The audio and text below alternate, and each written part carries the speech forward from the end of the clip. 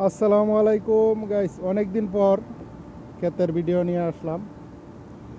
এই যে কলমির শাক এখন কাটতাছি। আবার এই যে শামাম গাছ, ইনশাল্লাহ শামাম হইব। মরিচ গাছ মরেছে গা। আবার এন লাল শাক পালা নিয়েছে, কুই শাক। এই লাল শাক আলি ফালাইছে, মানে মাটিটা একটু করে দিতেছে। এই যে শামাম গাছও ফুলাইছে, ইনশাল্লাহ শামাম হইব, আশা আছে। এখনো হয় না, তো হওয়ার আশা আছে। শামাম গাছ মোটামুটি অনেকটাই ইয়া হয়েছে। এই পুরা মাড়ি আশা নিতে হয়েছে, কারণ এন কুই শাকের আলি আর হয়েছে লাল শাকের বাইন করা হয়েছে। এই যে আমাদের এই ভাই ক্ষেতের পরিচালনা করতেছে।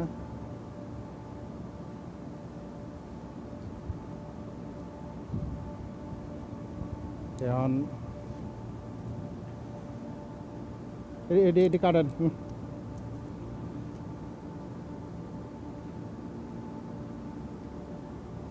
কলমি শাক এই যে কাটতেছে, করে গুড়িতে কাটেন। 8 দিনে আবার হয়ে পড়বো ইনশাল্লাহ। ফোনে না পরে কিছু বলা যাবে।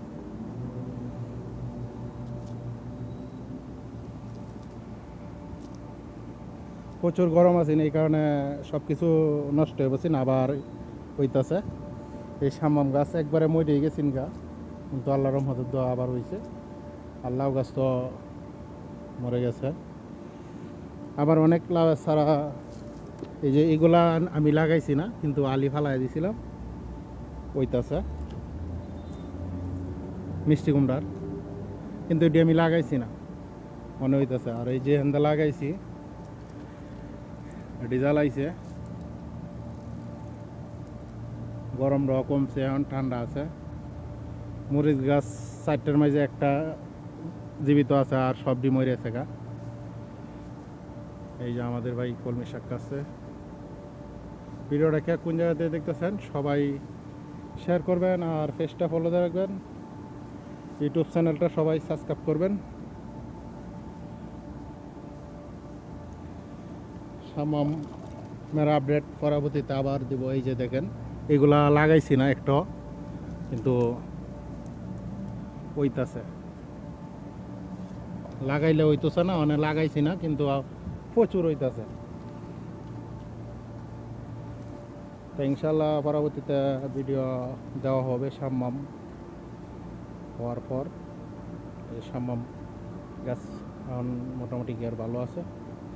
তো আজকের মতন বিদায় নিচ্ছি। আল্লাহ হাফেজ, সবাই ভালো থাকবেন, সুস্থ থাকবেন।